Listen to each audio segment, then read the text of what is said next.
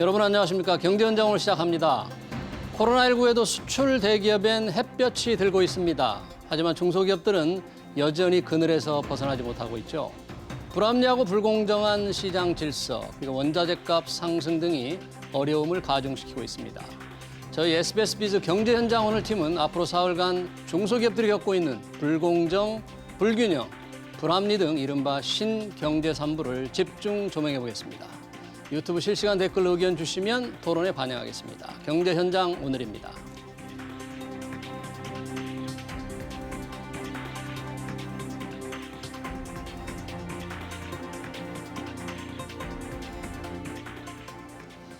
네, 중소기업들의 어려움을 가중시키고 있는 신경제산불 토론하기 위해서 두 분의 전문가 모셨습니다. 조동석 중소기업중앙회 팔로 정책부장, 그리고 김병건 한국조달연구원 혁신조달지원센터장입니다. 두 분 어서 오십시오. 반갑습니다. 반갑습니다. 네. 자, 이 신경제산불 토론하기 앞서 먼저 이 중소기업들이 실제 얼마나 어려움을 겪고 있는지 서주연 기자가 취재했습니다. 한번 들어보시겠습니다. 자동차 부품 제조사인 이 회사는 15년 동안 거래하던 대기업으로부터 몇 달 전 급작스런 계약 해지 통보를 받았습니다. 20억 원 넘게 투자한 생산 라인, 30여 명의 담당 직원과 관련해 일부 손실 보전을 요구했지만 거절당했습니다. 오랜 기간 가족처럼 거래를 했는데 준비할 시간도 없이 일방적으로 계약을 해지해서 수십억 들인 생산 라인은 고철더미가 되고 30여 명이 일자리를 잃게 생겼습니다. 이처럼 원하청 기업 간의 불공정성을 문제로 납품 중소기업이 경영 피해를 호소하는 사례가 꾸준히 발생하고 있습니다. 최근 3년간 대기업과의 불공정 거래를 경험한 중기는 10곳 중 한 곳으로 납품 단가 인하가 가장 많았고 대금 지급 지연, 위탁 취소나 부당 반품이 뒤를 이었습니다. 많은 중소기업들은 기술 탈취, 부당 감액, 대금 미지급, 일방적 계약 해지 등 불공정 행위로 생존을 위협받고 있습니다. 중소기업들이 호소하는 어려움 중 또 다른 하나는 조달 제도입니다. 나라 장터 등을 통한 국내 조달 시장 규모는 145조 원이고 이 가운데 중기 제품 규모는 116조 원으로 75% 수준에 달합니다. 하지만 대부분 최저가 입찰 관행으로 진행되다 보니 10년째 단 한 차례 가격 인상이 없던 제품도 있고 중소기업 3곳 중 한 곳은 적정 이윤을 포기한다고 밝힐 정도입니다. SBS 비즈 서주연입니다. 네, 두 분 지금 우리 서주연 기자가 취재한 걸 보니까 중소기업들의 어려움, 불공정 거래를 10곳 중 한 곳이 경험했다. 그중에 절반이 납품단가 인하를 들었는데 조동석 부장님, 저희가 이제 토론하려고 하는 이른바 중소기업들이 겪고 있는 신경제산불, 뭐 경제의 새로운 산불인데요. 이 신경제산불, 구경제산불 어떤 걸 우선 설명하는지 시청자들께 좀 설명해 주실까요? 예. 경제산불은 중소기업들이 현장에서 가장 애로를 겪고 있는 사항입니다. 경제산불은 불공정한 거래, 그리고 불균형한 시장, 그리고 불합리한 제도를 말하는 것입니다. 경제산불을 통해 여러 가지 불공정이 해소됐지만 최근에는 불공정 방식이나 그리고 차별 양상이 다양하게 지금 나타나고 있어서 새로운 경제 산불에 대한 해소가 필요한 시점입니다. 네. 제가 그 기존의 경제 산불과 신경제 산불을 비교해서 말씀드리겠습니다. 네. 거래의 불공정이 과거에는 일방적, 관행적이었다면 지금은 형식은 공정하나 실질은 불공정하게 이루어지고 있습니다. 예를 들면 과거에는 구두로 계약서 없는 계약이 이루어졌는데 현재는 계약서는 있지만 특약이나 조건 등으로 불공정한 거래가 이루어지고 있습니다. 그리고 시장의 불균형은 과거에는 대기업이 골목시장 침해를 했지만 지금은 온라인 유통시장이 확장으로 중소기업이 새로운 비용 부담이 증가되고 있는 상황입니다. 제도의 불합리는 과거 은행, 백화점, 카드 수수료가 문제가 됐지만 현재는 최저가를 유도하는 조달 시장이 불합리의 문제로 나타나고 있습니다. 네. 그거를 경제의 신산불, 신경제산불이라고 하는데 여러 가지 이제 중소기업들이 겪고 있는 어려움 그 중에서 우선 그래도 납품 단가 후려치기 이른바 제대로 값을 못 받는 중소기업들의 어려움이 크지 않습니까? 예, 예. 어느 정도 지금 중소기업 현장에서 겪고 있는 납품 단가 인하 압력, 예, 예. 고통이 어느 정도입니까? 그 상황을 좀 한번 보실까요? 거래 불공정 중에 가장 큰 사례가 원자재 가격이 급등하는데 납품 단가가 제대로 반영되지 않고 있습니다. 원자재 값은 오르는데 예, 예. 그래요. 제대로 뭐 전혀 반영을 안 해준다 이거죠, 관행상. 관행상 안 해주고 있습니다. 지금 현재. 네. 다행히 공공조달 시장에서는 계약 금액 조정 제도가 있어서 원자재가 급등하면 급등한 원자재 가격을 인상해 주는 제도가 있긴 합니다. 현재. 예. 지금 들어보니까 우리 조 부장님 말씀 들어보니까 이제 납품 단가 후려치기의 그 피해가 굉장히 많은데 원자재 값 상승분을 반영을 해주지 않는 게 현실적으로는 좀 가장 급하게 겪는. 요즘 뭐 원자재 값이 워낙 많이 오르고 있잖아요. 어떻습니까? 그 김 센터장님 현장에서 보시기에 그런 문제가 정말 좀 심각한 상황입니까? 사실 그 원자재도 이제 여러 가지 종류가 있지만 일단은 기본적으로 많이 쓰이는 시멘트하고 철근 콘크리트 같은 그 철근과 가격이 많이 올랐지 않습니까? 그래서 그런 부분들에 대해서 이제 기업분들이 이제 호소를 하는 경우가 많은데요. 다만 저희가 아까 그 부장님께서 말씀하신 그 납품 후려치기에 대한 부분들은 저희가 이제 시장을 조금 두 개로 나눠서 봐줘야 될 것 같습니다. 두 개로 나눈다? 그러니까 어떻게? 일반적인 이제 저희가 저희 연구 관점에서는 이제 민간 시장이라고 하나 이제 나눠서 보고 공공 시장으로 나눠서 보는데요. 원래 이제 규모 자체는 민간 시장이 훨씬 더 큽니다. 그 레미콘이라든지 그런 철근 콘크리트 제품들은 주로 건설에 쓰이는 자재들인데요. 아무래도 일반 민간 시장이 훨씬 더 건설 시장이 더 크지 않겠습니까? 그런데 이제 공공조달 시장은 일반 시장이랑 좀 다르게 법과 규정에 의해서 운영이 되는 시장이기 때문에 함부로 납품 후려치기라는 걸 할 수가 없습니다. 왜냐하면 공무원들이 납품 후려치기를 해서 나중에 문제가 생기면 처벌을 받지 않겠습니까? 공공조달 시장에서는. 예. 그래서 일반 시장에서의 납품 후려치기라는 문제가 보통 이제 나타날 수 있는 부분이고요. 공공시장에서는 규정이 있기 때문에 그 규정과 이제 벗어나서 뭔가를 집행할 수 있는 체계는 아닙니다. 그러면 공공조달 시장을 좀 보기 전에 그런 일반 민간 시장에서 우리 중소기업들이 겪고 있는 그 납품 단가 후려치기의 고통 어느 정도 지금 뭐 개선이 되고 있습니까? 안 되고 있습니까? 지금 저희 중소기업 중앙회가 예. 거래 불공정, 예. 즉 원청기업과 하청기업 간의 거래를 조사를 했습니다. 어, 그중 가장 큰 요구사항이 뭐냐면 납품 단가가 제대로 반영되지 않는다는 것이었습니다. 실제로 거래 불공정 사례를 보면 사전 자막에서 봤듯이 원청기업이 시설 투자를 약속해놓고 계약을 일방적으로 취소해서 중소기업이 막대한 피해를 받고 있는 사례가 있습니다. 또 하나의 사례는 원청기업이 납품 단가를 인하하면서 발주 물량을 확대해 주겠다고 약속을 하는데 향후에는 그 약속을 이행을 하지 않고 그 피해가 고스란히 중소기업에게 돌아가는 사례가 있습니다.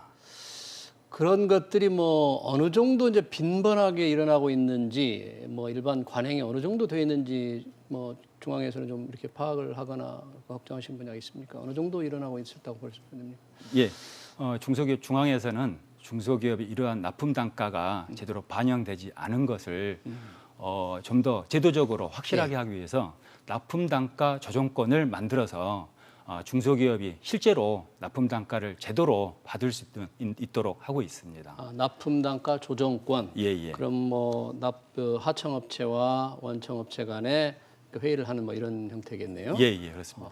일반적으로 민간 조달 시장에서 이런 납품 단가 조정권이 제대로 이렇게 작동이 되기가 좀 현실적으로 어떻습니까? 쉽습니까?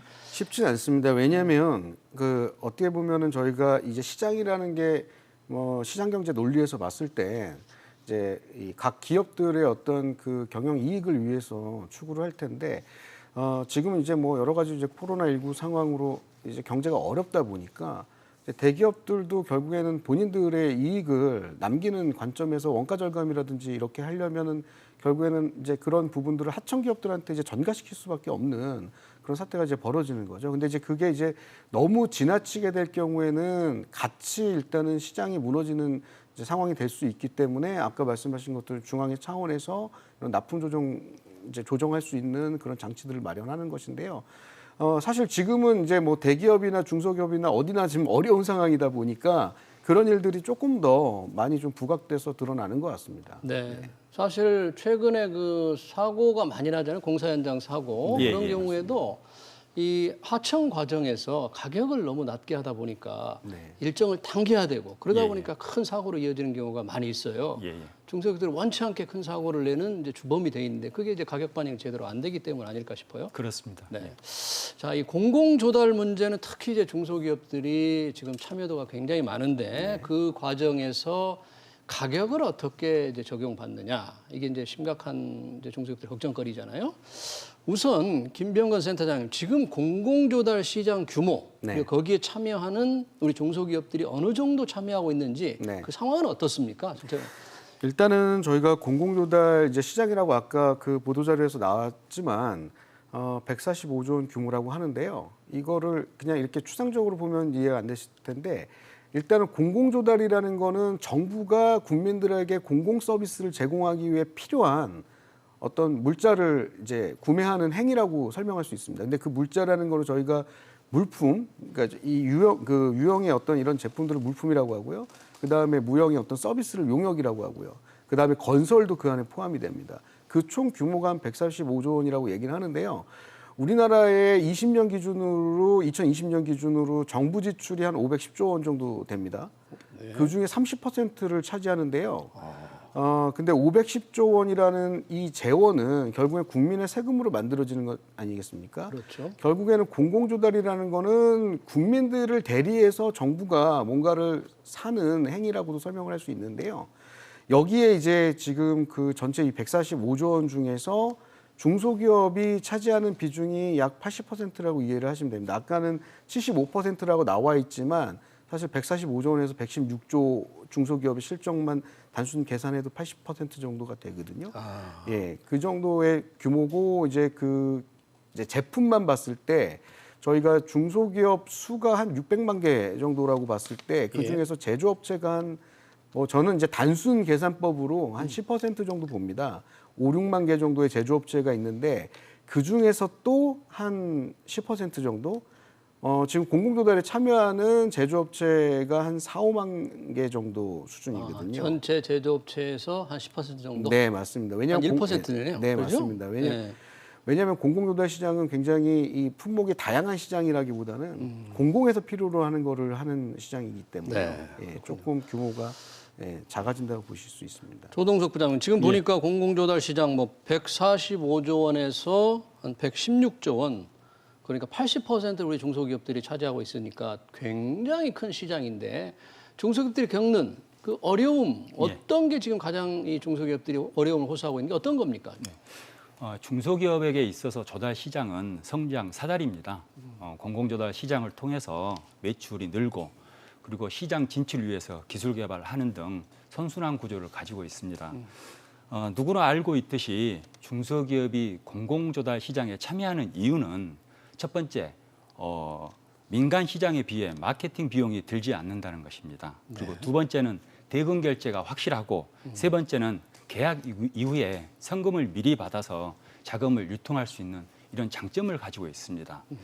하지만 저희가 금년 4월에 공공시장에 참여하고 있는 중소기업을 대상으로 설문조사를 한 결과 30% 이상의 기업이 불합리하게 운영되고 있다고 응답이 됐습니다. 10곳 중에 3곳 이상이 불합리하다고 느꼈다. 어떤 걸 불합리하다고 느꼈어요? 그 응답 내용은 조달 시장에서 정당한 가격을 받지 못한다는 것입니다. 제 가격을 받지 못한다. 2017년도에서 모 연구기관에서 네. 공공시장에서의 중소기업 피해액을 조사한 결과 9조 5천억 정도를 피해를 봤다고 한 연구 보고서가 있습니다. 피해액이라는 것은 원가 이런 거 비용을 다 감안했을 때 제값을 못 받고 그렇습니다. 공공조달에 참여한 거, 예, 납품한 거, 그게 10조 원 가까이 된다. 예. 엄청난 금액인데요. 네. 또 어떤 문제가 있었습니까?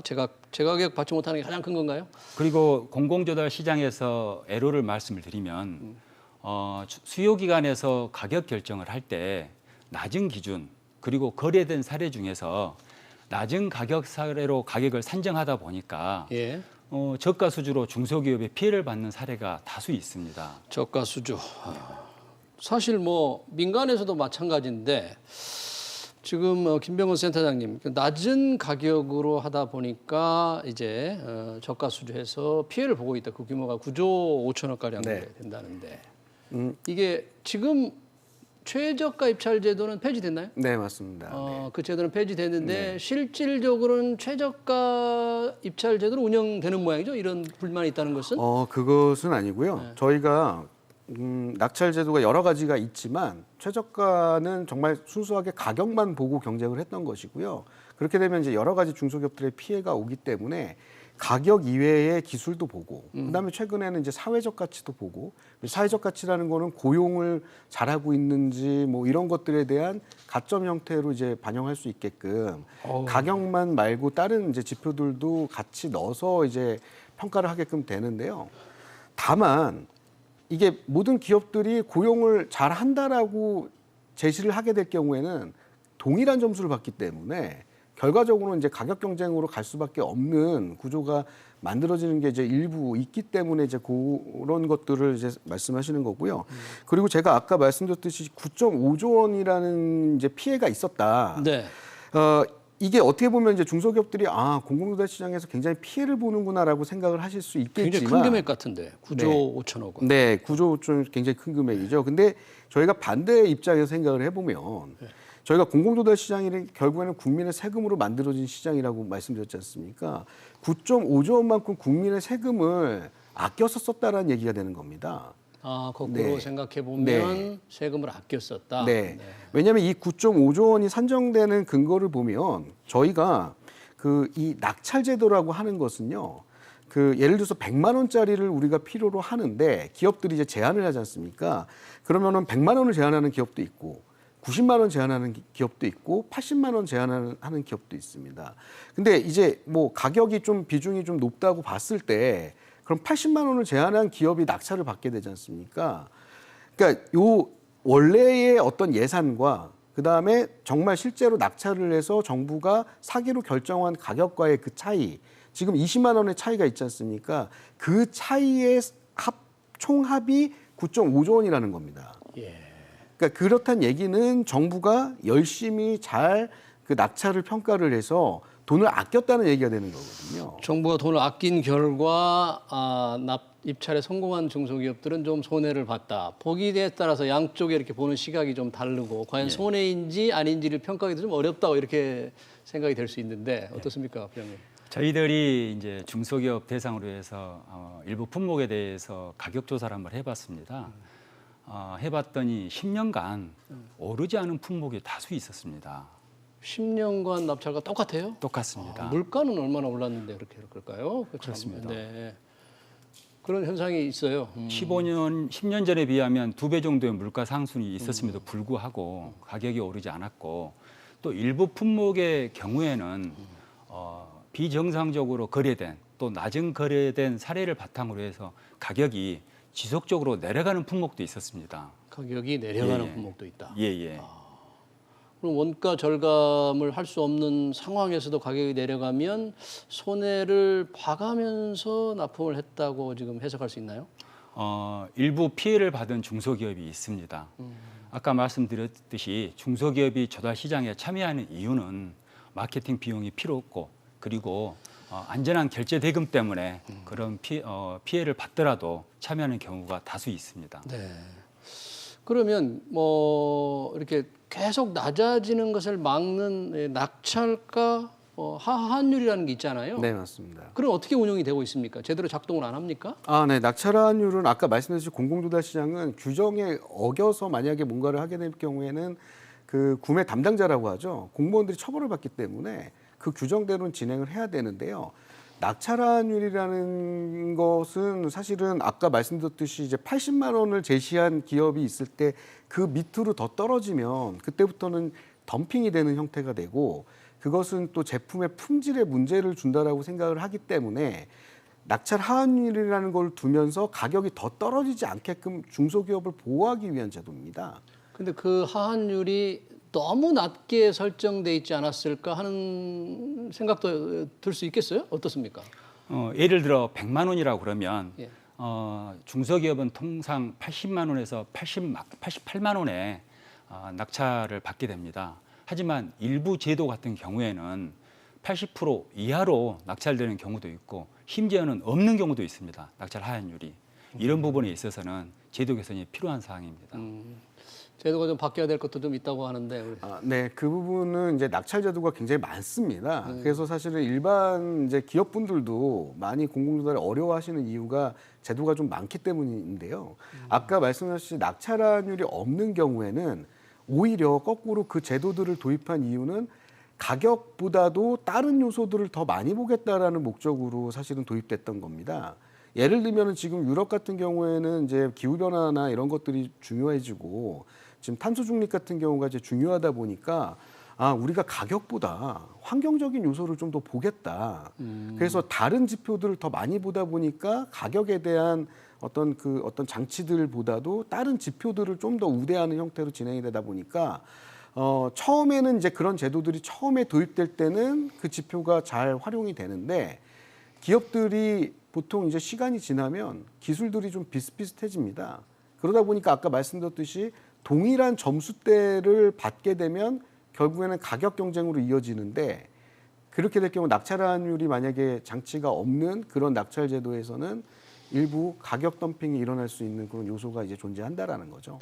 가격 이외의 이른바 비가격 요인도 입찰에서 차지하는 비중이 그렇게 높습니까? 아직 그렇게 높지는 않죠. 어떻습니까? 제도마다 다 다릅니다. 예. 네. 그래요.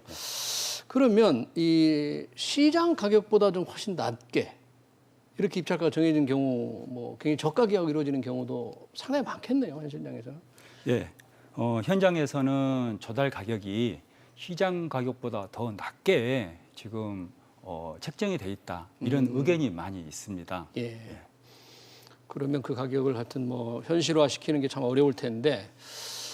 이렇게 어려운 상황에서 만약에 뭐라 그럴까 이 가격 제도를 종합적으로 고친다 뭐 이런 어떤 그런 중소기업 중앙회 같은 데서 이런 목소리를 많이 내고 있는데 그런 움직임 같은 건 있습니까? 아니면 현재 제도에 뭐 골격 그대로 가는 겁니까? 지금 아까 말씀드렸듯이 이제 정부에서도 아까 그 몇몇 제도에서 그런 낙찰환율이나 이런 것들이 작동하지 않는 경우에는 이제 지표를 좀 개선을 하고 조금 더 변별력이 있는 낙찰 제도를 가져갈 수 있게끔 여러 가지 이제 매년 이제 그런 활동들을 계속 하고요. 정책 연구도 계속 하고 있고 그 다음에 이제 올해는 이제 이런 공공조달과 관련된 전반적인 제도 개선도 지금 이루어지고 있습니다. 그래서 주로 이제 저희가 이 계약 제도와 관련돼서는 이제 기획재정부와 조달청이 많이 활동을 할 텐데요.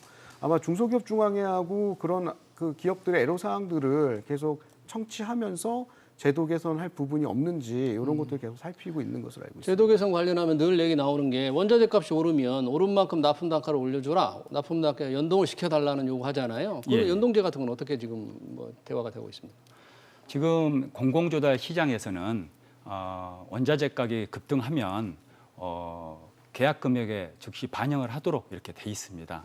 그래서 공공조달 시장은 민수시장보다도 원자재가 급등에 대해서 잘 반영이 되고 있는 상황입니다. 네, 예. 잘 반영이 되고 있군요. 납품 단가와 이렇게 공공조달 문제에서도 부당한 거래, 어떤 불공정 거래를 좀 막을 수 있는 이런 어떤 방법 시스템 같은 건 잘 정비돼 있습니까?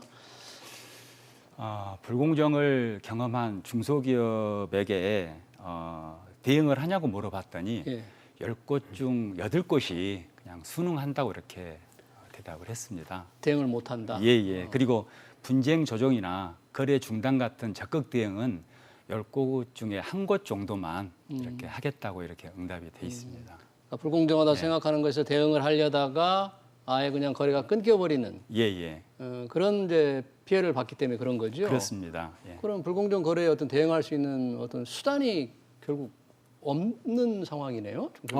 그렇지는 않습니다. 이제 뭐 여러 가지 케이스가 있을 수 있는데요.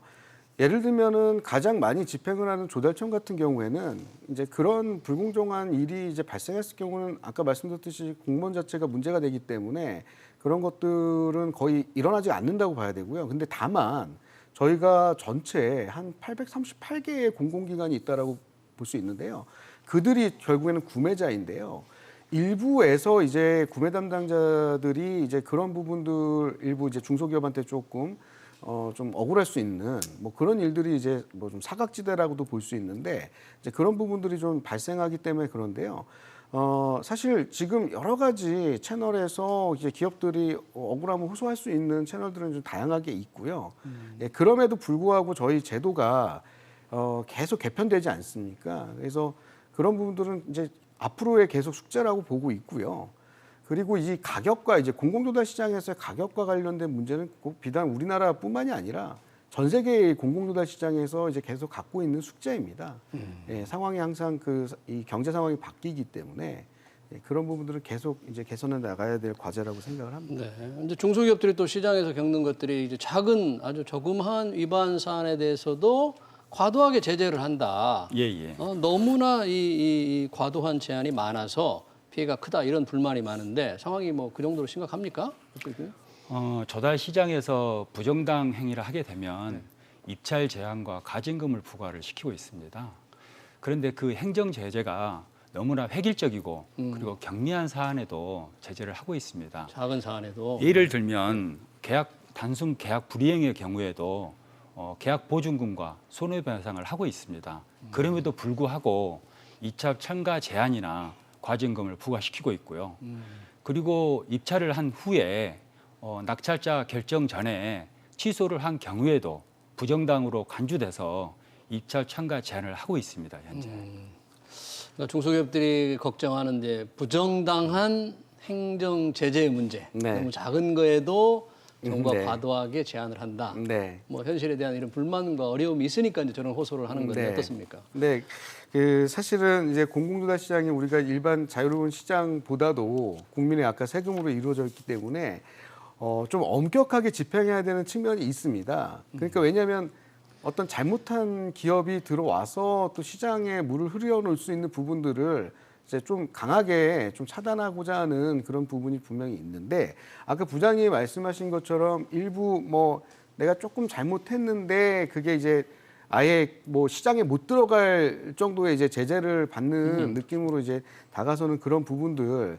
근데 이제 그 부분에 대한 이제 가치 판단은 좀 필요할 수 있습니다. 왜냐하면 뭐 이 기업이 좀 뭐 경미할 수 있지만 앞으로도 또 재발할 수 있다라는 또 생각이 들 수 있기 때문에 어떻게 보면은 이제 그러한 제재는 좀 강하게 나가야 될 수 있지만 다만 그런 이제 기업들의 좀 여러 가지 이제 경미한데도 시장 자체에 이제 참여하지 못하는 그런 억울한 부분들이 많기 때문에 이미 정부에서는 그런 것들을 완화하는 제도를 한두 달 전에 이미 발표를 해서 지금 부정당 제재에 대한 리니언시제라고 해서 본인에 대해서 본인이 잘못한 부분에 대해서 이제 자발적으로 신고를 하게 되면 좀 완화해 줄 수 있는 부분이라든지 그 다음에 여러 가지 이제 중소기업 중앙회에서 이제 취합했던 그런 중소기업들의 의견들을 좀 제도 개선에 좀 반영하고 있습니다. 네.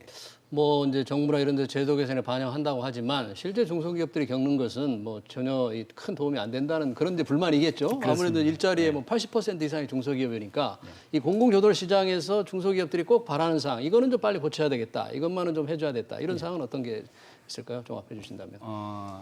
중소기업이 땀 흘린 만큼 정당한 가격을 받기를 희망하고 있습니다. 예산 절감보다는 중소기업 일한 만큼 정당한 가격을 받는데요. 현재는 최저가는 폐지됐지만 최저가를 유도하는 조항이 있습니다. 그래서 그 조항을 좀 개선하고요. 실질적으로 최저가로 몰고 가는 조항들. 예, 그렇습니다. 그리고 수요 기간이 최저가가 아닌 수요 기간에서 정말 필요한 물품을 구매할 수 있도록 이런 심사 방법 등의 개선이 필요한 사항입니다. 외국에서는 베스트 밸류로 구매를 하고 있습니다. 베스트 밸류. 최저가가 아닌 수요 기간에서 가장 필요로 하는 물품을 구매하는 방식을 택하고 있습니다. 네. 수요 기간이 가장 원하는 물품을 조달하는 방식의 뭔가 개선 대책이 필요하다. 우리 정부도 뭐 그런 생각을 좀 하고 있습니까? 네, 베스트 밸류라는 거는 아까 말씀드렸듯이 가격 외의 요소들도 다 같이 봐주자라는 건데요. 이미 우리나라는 이제 도입이 돼 있는데 다만 그 기업들이 가져갈 수 있는 점수가 동일하게 경쟁자들과 점수가 동일하다고 하면 다시 가격 경쟁으로 가기 때문에 오히려 변별력을 더 만들어 줘야 되는 그런 측면이 하나 있고요. 그리고 사실 저는 이 불공정한 거래 관점에서 사실 조달 시장을 보기보다는 그 불균형한 시장 관점에서 봐줘야 됩니다. 아까 말씀드렸듯이 뭐 한 10,000개 정도의 기업이 이제 낙찰을 받아서 가져가는데 이 기업들이 보면은 이 중에서도 아까 한 4-5만 개의 기업 중에서 한 20% 정도가 전체 공공조달 시장의 50-60%를 가져가거든요.